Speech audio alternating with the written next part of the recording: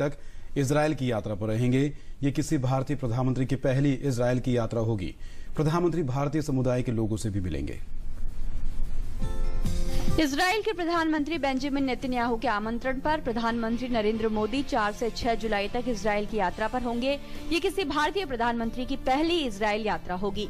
इस यात्रा के दौरान प्रधानमंत्री अपने समकक्ष बेंजामिन नेतन्याहू से आपसी हित के कई मसलों पर बातचीत करेंगे। Israel has expressed its great willingness to participate India's flagship initiatives like Make in India campaign, Clean Ganga, Smart City and Digital India, which are of national priority to us. And there has been cooperation going on in agriculture sector. किसी भारतीय प्रधानमंत्री की पहली यात्रा को लेकर Israel में काफी उत्साह है।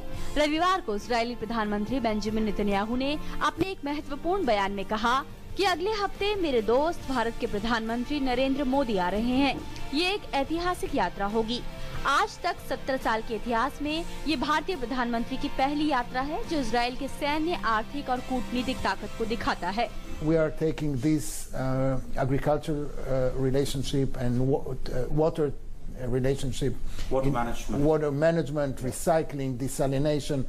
This is a very heavy, a very important partnership in which India and Israel are bringing together their comparative strengths. आशा की जा रही है कि दोनों देशों के बीच निवेश बढ़ाने, द्विपक्षीय व्यापार को बढ़ाने और कृषि के क्षेत्र में सहयोग सहित शोध के लिए साझा कोष और पर्यटन के क्षेत्र में एक दूसरे की मदद शामिल होंगे। खासकर मेक इन इंडिया कार्यक्रम के लिए इजरायली उद्योगपतियों को आमंत्रित करना भी प्रधानमंत्री मोदी का मकसद होगा। इजरायल में सिंचाई के क्षेत्र में काफी विकास हुआ है।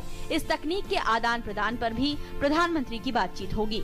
प्रधानमंत्री इजरायल के राष्ट्रपति रिवलिन से भी मुलाकात करेंगे। साथ ही भारतीय समुदाय से भी प्रधानमंत्री की मुलाकात होगी।